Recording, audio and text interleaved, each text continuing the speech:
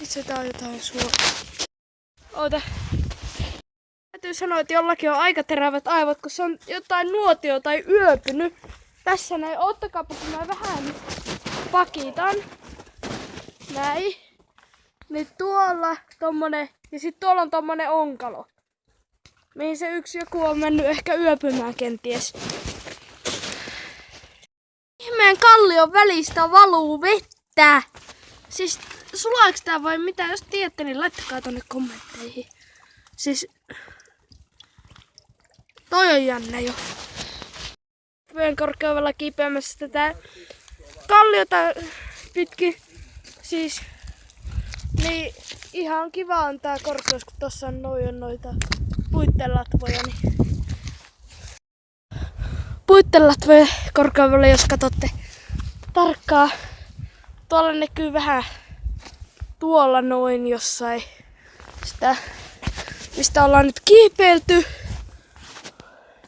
Nyt ei oo enää nousemista paljonkaan korkeammalle.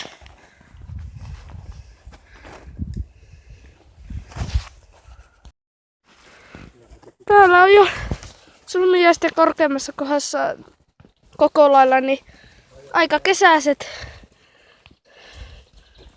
maisemat, niin tässä on vähän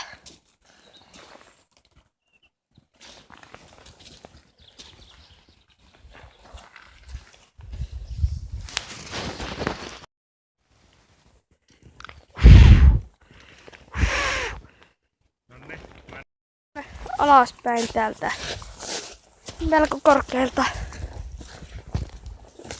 Noi puut mitä tuossa näkyy, niin ne on siis tää kukkula vai mikä onkaan lienee, niin ei sitä voi vuoriksikaan välttämättä sanoa, mutta kuitenkin niin ne on täällä päällä siis, et ne ei oo tuolta alalta.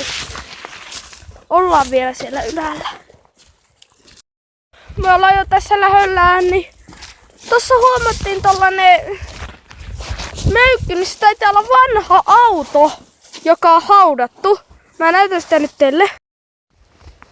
Siinä todennäköisesti vanha haudattu auto. Täällä on konepeltiä. Sitten tuolla näkyy vähän kylkeä. Tosta kun tunnustelee, niin menee läpi. Ja täällä on sitten semmonen kovempi, että tässä on niinku ikkuna. Nyt tää on todennäköisesti joku vanha kuple. Ja sitten täältä on mennyt katto rikki ja tälläin. Tonne näkee vähän se ehkä. No ei näykään. Kuitenkin niin siinä on tommonen jonkun vanha kosla. Tossa on ajovalot, jos ne näkyy vähäkään tohon. Näkyisikö ne täältä paremmin? Ei ne näy. No kuitenkin. Jos täällä Sulmiaisessa päin liikutte, niin alkaa katsoa semmonen paikka kuin Loukkuvuori. Tältä nämä kaikki kuvat ja muut on, niin kyllä täällä on paljon muutakin vielä. Mutta tässä oli nyt vähän se.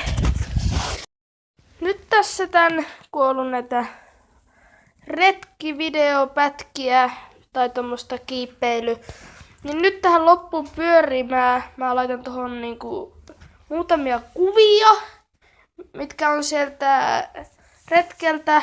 Siis niitä on hirveän monta. Niitä on muutama. Ja